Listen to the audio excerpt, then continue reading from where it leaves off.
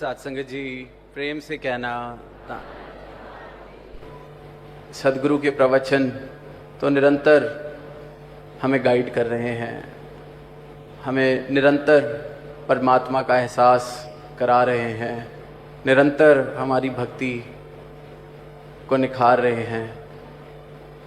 पर इंसान जो इससे वंचित है उसका जीवन भी हम देखते हैं।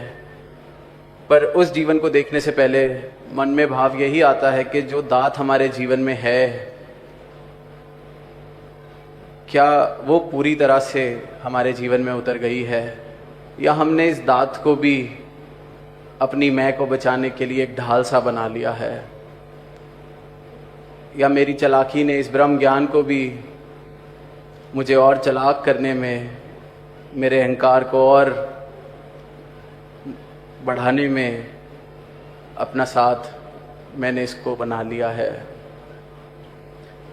अक्सर किसी को बोलते हुए सुनते हैं कि मैं तो ऐसा ही हूँ, मुझसे ना उम्मीद करी जाए कि मैं बदल सकता हूँ, मैं तो ऐसा ही हूँ। ये संसार में अक्सर सुनने को मिलता है। पर एक बार किसी महापुरुष से सुनने को मिला कि मैं तो ऐसा ही हूँ, मुझसे ना उम्मीद करी जाए कि मैं बदलूँगा। यहाँ तक तो बात ठीक थी, क्योंकि संसार ठीक है, संसार में हम विचरते हैं, संसार का हम पे रंग चढ़ता है। पर जो अगली लाइन थी, उसके बाद दास को लगा कि जिसने तो इस मैं को ख़त्म करना था, उसको तो हमने इस मैं को बचाने के लिए ढाल बना लिया है। अगली लाइन जो निकली वो ये थी कि मैं तो ऐसा ही हूँ, मुझसे ना उम्मीद की जाए कि मैं बदलूँगा, मुझे तो निरंकार ने ऐसा ही बनाया है। अब साथ संगत, जब निरंकार की ढाल मैंने लगा ली अपनी मैं के आगे, तो फिर बचने का क्या उपयोग। इससे अच्छी, इससे पक्की ढाल तो मिल ही नहीं सकती। जहाँ इस निरंकार को पाके मैंने अपनी मैं को ख़त्म करना था, क्योंकि निरंकार तो हम सब में एक जैसा है। सदगुरु ने यही ज्ञान देके सारे फर्क मिटाए हैं कि ये जो हर चीज़ का सोर्स है, स्रोत है, उसी के अंश तुम हो। तो जो प्रेम निरंकार से बहता है, वही इसके बोध से, इसके ज्ञान से हमारे जीवन में उतरना चाहिए। तो जिस मैं को हटाना था, जैसे जब ज्ञान मिलता है तो बताते हैं कि दृष्टमान माया है, बाकी कुछ नहीं रहना यार, यही है सब कुछ जिसनों कहंदे ने निरंकार।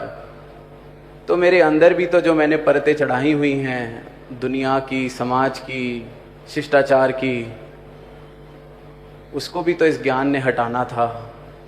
पर मैंने उसको तो वैसे का वैसा ही बने रहने दिया, और साथ में एक परत ऊपर से और चढ़ा ली। ज्ञान जीवन में बसा तो नहीं, समझ तो नहीं आया, बोध तो नहीं हुआ, पर जो शब्द सीखे उसको अपने इस्तेमाल में लगा लिया कि मैं तो ऐसा ही हूँ, मुझे निरंकार ने ऐसा ही बनाया है। जबकि सदगुरु जीवन में आके सिर्फ यही करना चाह रहे हैं कि निरंकार ने जैसा बनाया है तुम वैसे हो जाओ, तुम जैसे बन गए हो उसको छोड़ दो। यही धर्म है, यही भक्ति है।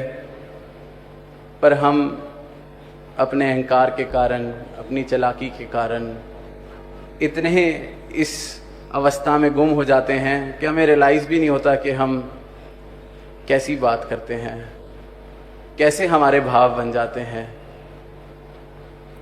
और फिर इसी प्रकार का जब जीवन कोई देखता है तो वो यही सोचता होगा कि इससे बेहतर तो वो पहली वाली अवस्था थी कि मैं तो ऐसा ही हूँ। निरंकार को ना जोड़ा जाता इस चीज़ के अंदर तो फिर भी सुधार की अवस्था थी, सुधार की पॉसिबिलिटी थी, संभावना थी। पर निरंकार को जोड़ के तो मैंने अपना अहंकार और प्रबल कर लिया कि मैं ऐसा ही हूँ, और ऊपर से मुझे इस परमात्मा का ज्ञान भी है। मुझसे ज़्यादा ज्ञान किसी को नहीं है, देखो मुझे ऐसे ही बनाया गया है। तो ये अवस्था जब सुनने को, देखने को मिलती है, तो यही अरदास कि हम कब कहाँ कैसे भटक जाते हैं, कब कहाँ इस दात को जिस उपयोग में लाना था उसकी जगह बिल्कुल ही उल्टा उसके साथ चलने लगते हैं। और लगभग हमारा हाल दुनिया से भी बदतर, क्योंकि दुनिया का तो जिस तरह से कहते हैं कि शहंशाह जी के पास जब कोई गया तो उन्होंने यही कहा कि अब तेरे कर्म काट दिए पुराने सारे, पर अब ये दात जो जीवन में आ गई है, अब तूने कर्ता भाव नहीं लाना जीवन में। पर हम बिल्कुल उससे विपरीत कई बार होने लगते हैं, और सारा कारण सब हमको पता है, हम कहते भी हैं सुनते भी हैं कि ये मैं, ये अहंकार, ये इसकी वजह से ही सब कुछ ऐसे होता है। आज मन का भी जिक्र सुना हमने, पर फिर भी अवस्था बड़ी मुश्किल।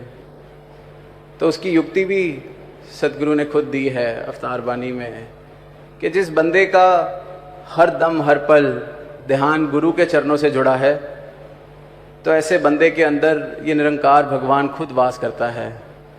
फिर ये अहंकार, ये मन, ये इस प्रकार का जीवन मेरा नहीं बन सकता। लेकिन ध्यान जुड़ना गुरु के चरणों में और मेरा ये कहना कि मैं गुरु के चरणों में जुड़ा हूँ, उसमें बहुत फर्क है। एक कहानी दास को याद आ रही है कि एक जज के पास दो भाई, मुकदमा चल रहा, एक का सर फटा हुआ है, एक की टांग टूटी हुई है और लड़ाई। तो जज ने पूछा ये हुआ क्या? तो उसने कहा कि इसने मेरे घर पर बुलडोज़र चला दिया, तो मेरे से रहा नहीं गया, मैंने इसका सर फोड़ दिया, फिर इससे रहा नहीं गया, इसने मेरी टांग तोड़ दी। तो जज ने कहा कि अच्छा तुम्हारा घर कहाँ है, कितना बड़ा है, क्या है? कहते एक बारी रुकिए, अभी हमारी पूरी बात आप सुनिए। वो कहते हम दोनों बैठे थे, बात चल रही थी, चाय पी रहे थे चाय की दुकान पर। तो मैंने कहा कि मैं सोच रहा हूँ थोड़ी सी ज़मीन खरीद लूँ। उसने कहा बहुत अच्छा सोच रहे हो। और फिर उसने कहा कि मैं सोच रहा हूँ ये ज़मीन खरीद कर इस पर घर बना दूँ। उसने कहा नहीं, ये तो मैं होने नहीं दूंगा। अगर ज़मीन खरीदी जाएगी तो उस पर तो हम फैक्ट्री बनाएंगे। उसने कहा नहीं, घर तो मैं बनाना सोच चुका हूँ और मैं बनाऊंगा ही। उसने कहा बना के देखें, मैं बुलडोज़र चला दूंगा। तो उसने कहा कि मैंने एक कागज़ निकाला, उस पर लकीरें खींची और कहा कि ये देख मैंने ज़मीन खरीद ली।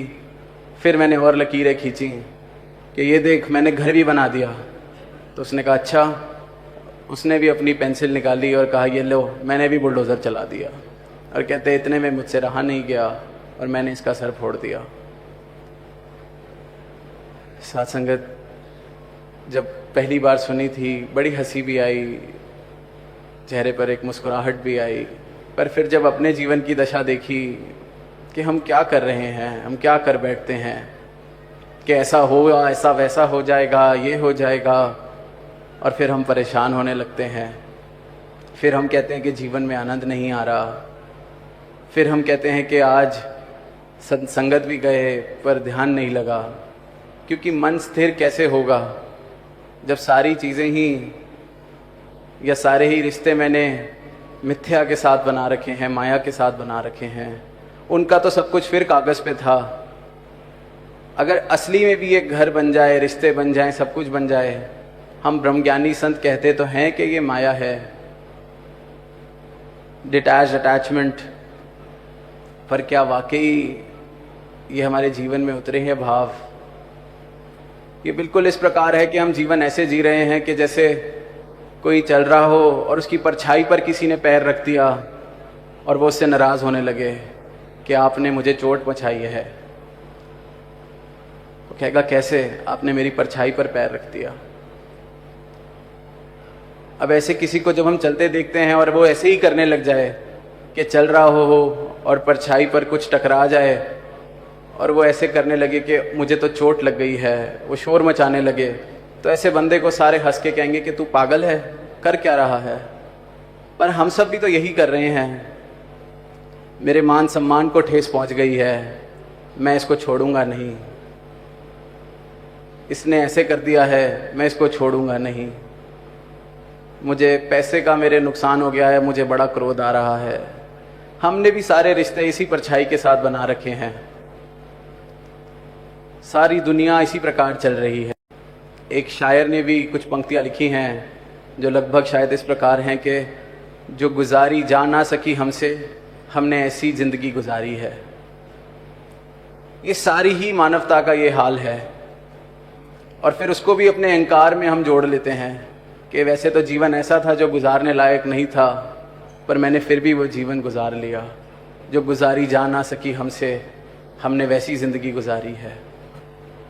तो ऐसी सेवा, ऐसी भक्ति, ऐसा जीवन सबकी झोली में आए।